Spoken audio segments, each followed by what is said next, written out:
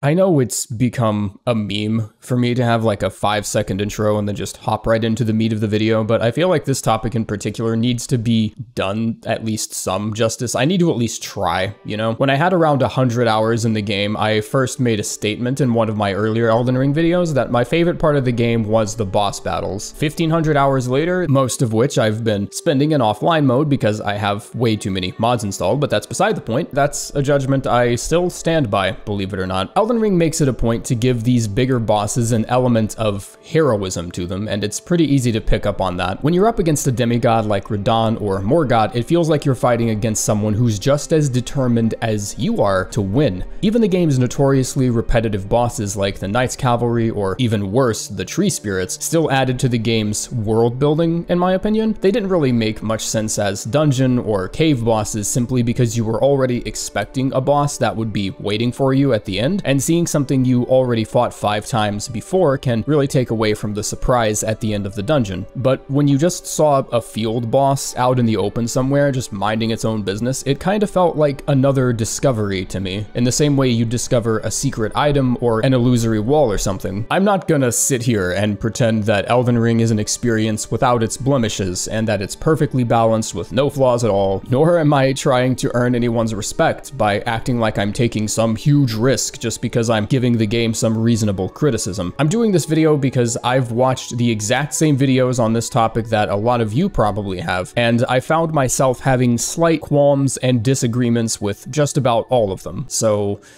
I'm gonna take a swing at this and see where it lands me. Elden Ring's bosses were designed to be special, insofar as they follow a design philosophy that no other Souls game has. The bosses have this grand sense of godliness to them, and this is all but confirmed with a quote that's been well in circulation, stating that Elden Ring's bosses are not just creatures and horrible monsters, but have an element of heroism and mythology to them. The major drawback to this is, of course, what a lot of people have experienced firsthand with the game by now. Most endgame bosses, and even some in the early game, are designed to be what a lot would argue as mechanically tedious in order for their in-game presence to accurately match their lore significance as demigods. Confrontations with even standard enemies feel much more impactful and cinematic than they ever have. I don't think it's anything revolutionary by now to say that Elden Ring's combat is very much unlike Dark Souls, and if you head into it with a Dark Souls state of mind, the game is likely to teach you an extremely harsh lesson. You got jumps, you got counterattacks, you got dodges. Well, you had dodges in the original Dark Souls. You've never not had dodging in Dark Souls. Holy shit, stop going off script, Rusty, you fucking moron.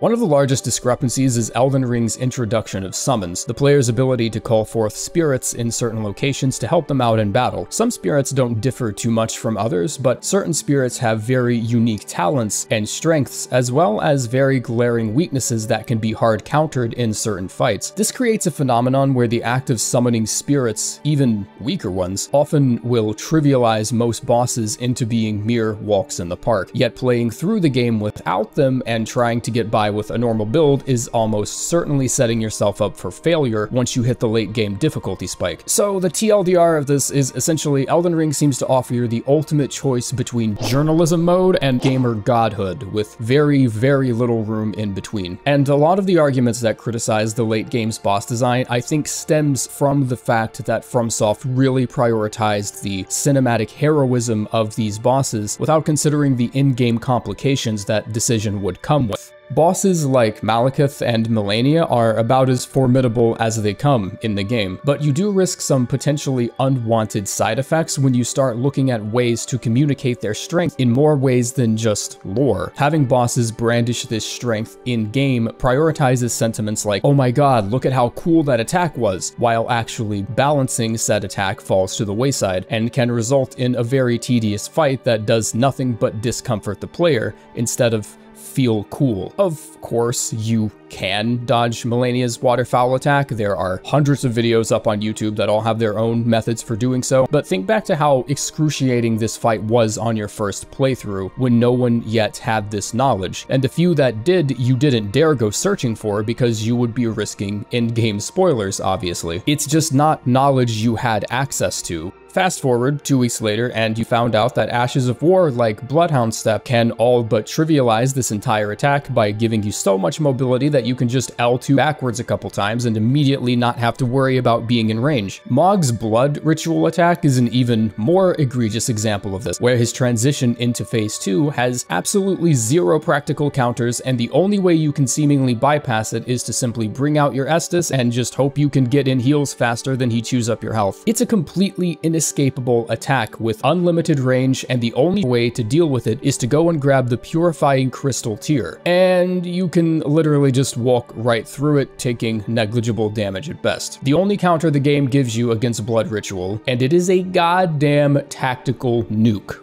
So obviously we're running into some problems here. More than a few have expressed disagreement on how or why exactly FromSoft chose this design philosophy, but I have reason to believe this wasn't them falling into some game design trapdoor or something. Their decision to make the bosses like this was 100% intentional. Elden Ring is a cinematic game with cinematic bosses, this much we've established. I feel like it's also part of why half of said bosses take their sweet goddamn time revving up all their haymaker attacks, and the other half can just activate Blender mode and spam a 20-hit combo at you with no hope of escape. As is agreed upon by, I think, most of us by now, this game is teaching you one critical lesson, which is you don't have to do this right now. Explore. Go and take things in. Doing this likely means you'll uncover some ruins or a dungeon and, oh look, a space katana 3 times more powerful than what I was using. Low stat requirements and the weapon art could be patented by Craft for all these dogs I'm choosing. Ooh, what's this thing? Why am I invisible when I dash now? And why do I move twice as fast and have like 3 times as many iframes now? Why the fuck does this only cost 7 FP? I'm getting to the point. Point time. Here's the point. Here it is.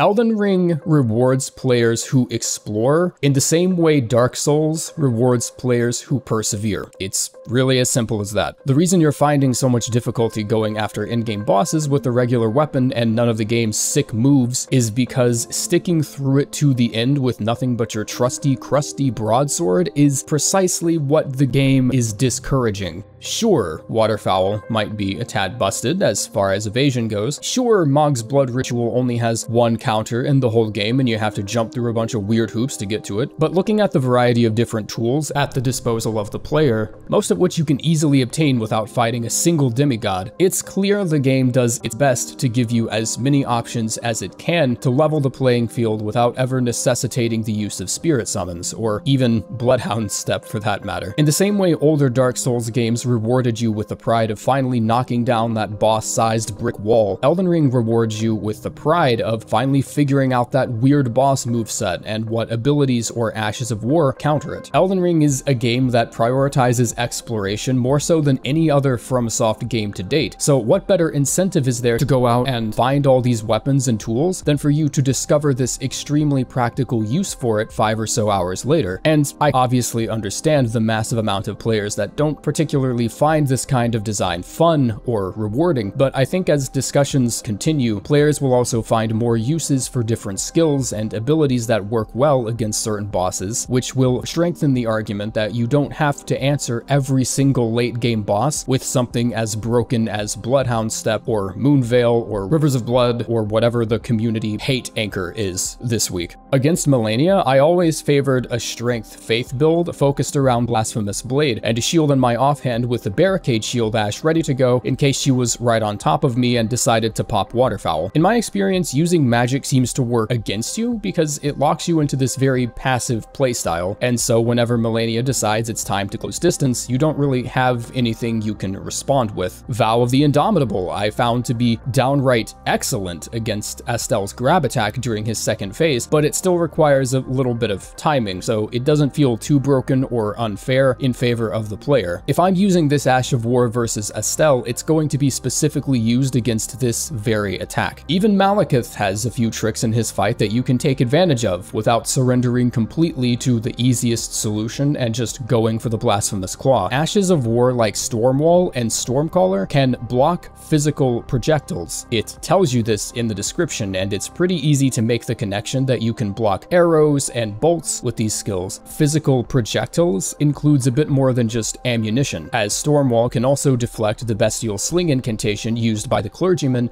before his transformation into Malekith. It's little discoveries like this that give you these unique feelings of triumph whenever you pick up this obscure weapon or ability, and then make the connection much later on that it can be used in this specific moment to your benefit.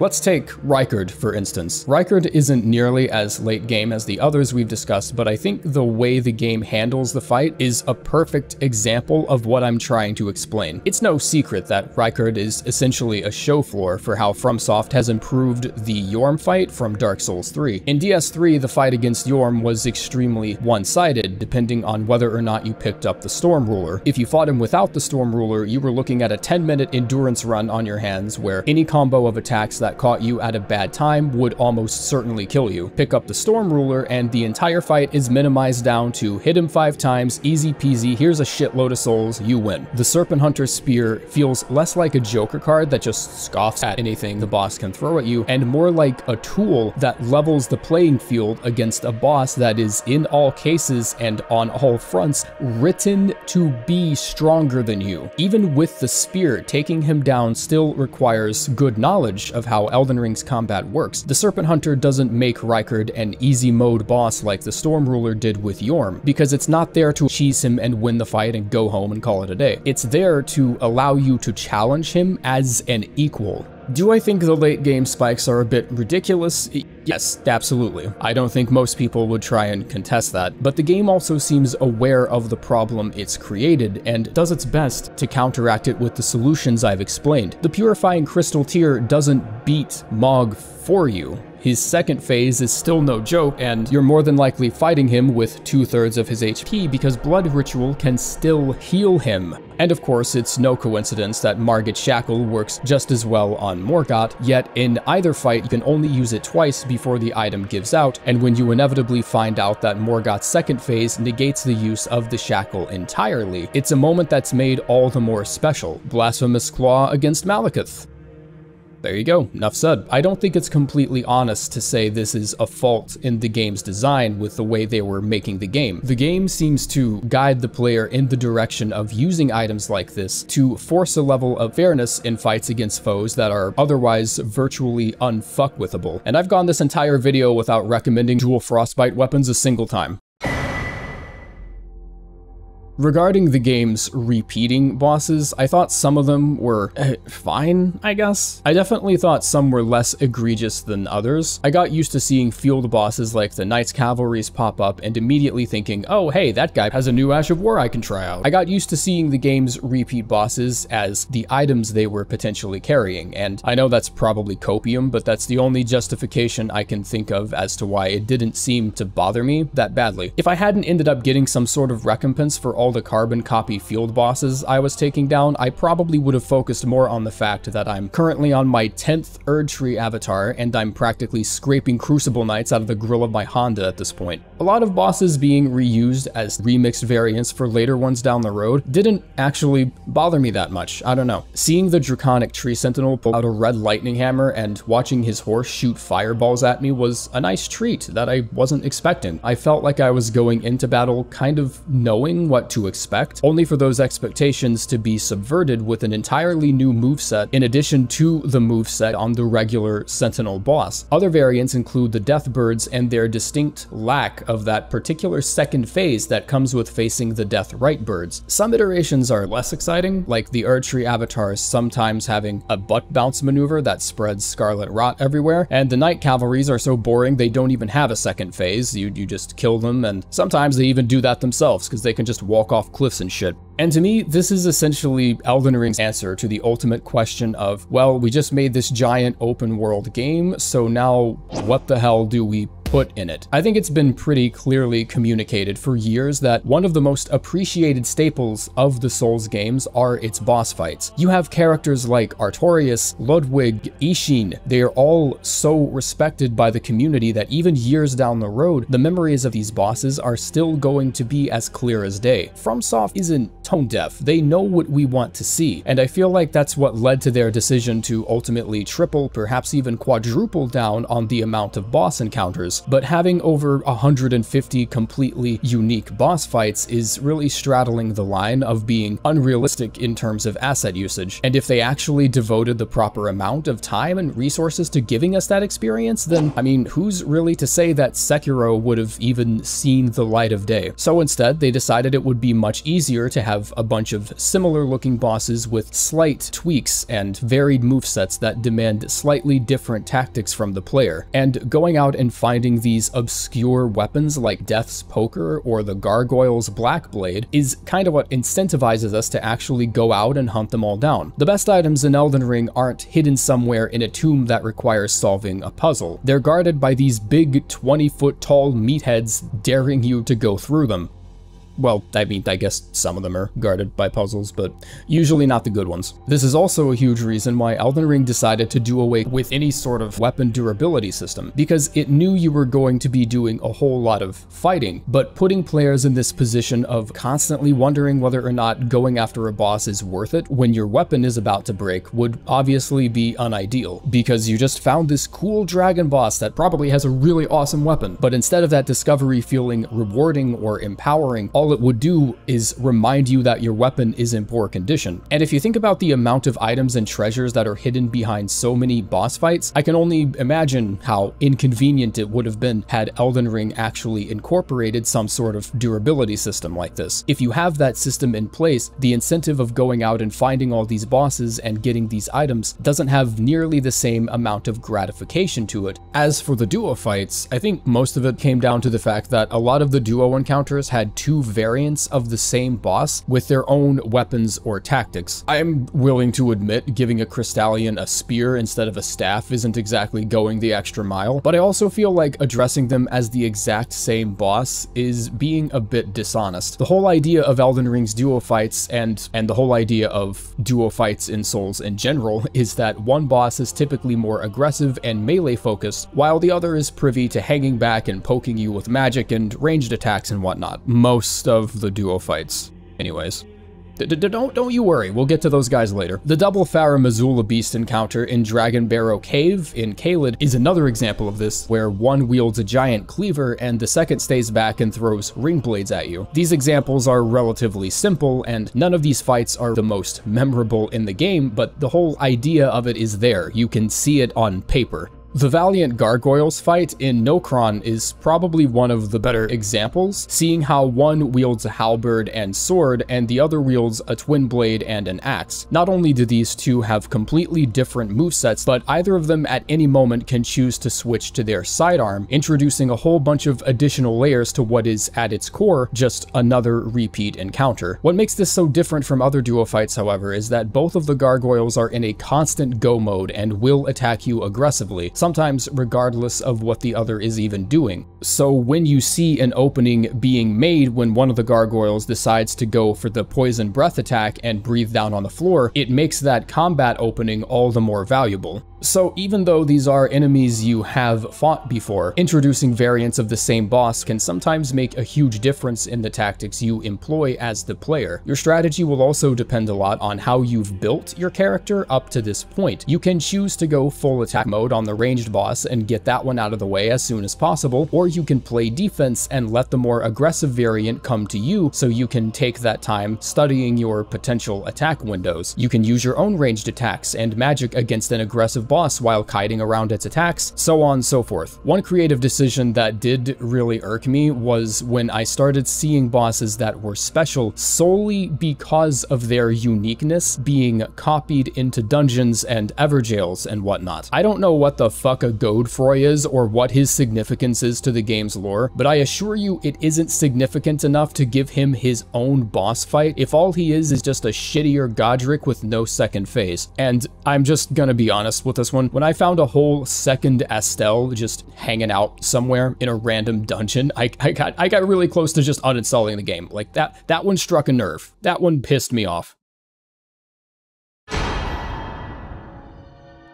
The point has been brought up quite a bit amongst players that Elden Ring doesn't handle 2v1 fights the same way that past Souls iterations have done so in the past. And whereas I would argue that the same duo fight design is still there, it just isn't being implemented in ways that were as spectacular as other games before it. As long as one is melee and the other is ranged, then that fight's finished and we can move on to the next cave. Despite the less spectacular use of this design, you can still see it at work, which makes the Godskin duo fight, perhaps the game's most infamous boss, even more egregious because it takes that tried and true blueprint and essentially wipes its ass with it. Both halves of the duo have the same black flame fireball attack that will almost definitely come out whenever you're further than 3 feet away from either of them. The Noble has a flame pillar attack that's basically just a shitty zoning spell. They both attack at the same pace and intensity, which means getting into a melee scuffle with one almost always leaves you vulnerable to the other in a way that's discomforting and awkward. I find myself getting in my 2-tap and then instantly rolling out of the way, anticipating a fireball from the other guy that doesn't even come half the time. It's flawed in every way I can think of. It shares the duo aggression of the Valiant Gargoyle fight, but without any of the varied movesets that can make that fight even somewhat interesting. Yes, one has a twin blade and the other has a thrusting sword, that much is true, but the fact that they both attack you at the same tempo makes the two different movesets seem even more similar, and it just compresses them all into one big moveset that you have to keep track of. Neither the Apostle nor the Noble specialize in any particular kind of combat that complements the other, not even as simple as one is melee and the other is ranged, but instead they're both just a little bit of melee and a little bit of range. It's just two foreskin wearing shitheads coming after me with a toothpick and a bottle opener. I find myself comparing this a lot to the Ornstein and Smough fight in Dark Souls 1 simply because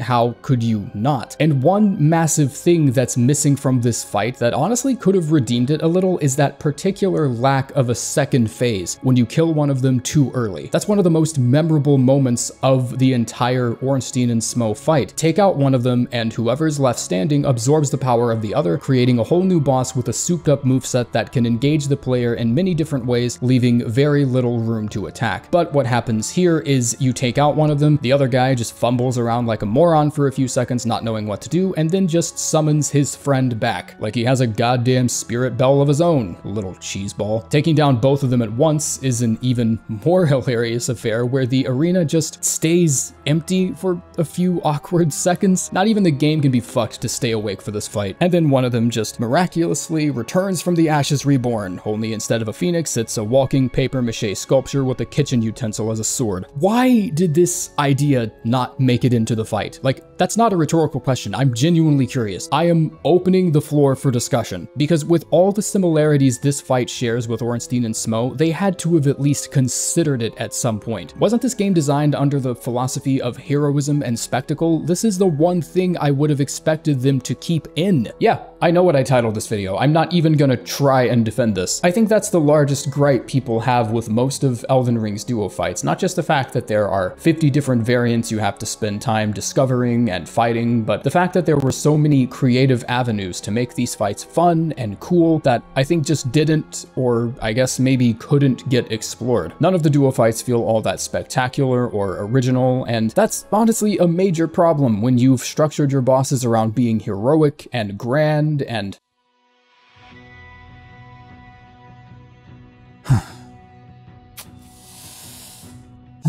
that's how you know I'm ending the video soon, because I'm sighing and reflecting on everything I said. At the end of the day, the game has structured a lot of its bosses around the resources you find in the world, and if you didn't personally find those encounters fun for the reasons I've explained, then, well, I mean, all I can really say is I did. This game made some pretty questionable creative decisions regarding some duo fights, and especially that duo fight. I don't know, maybe I just played Skyrim too much when I was in high school and I just became this huge coomer for anything to do with open world titles. I also don't have any ideas for an outro, so I guess some things are just doomed to never change.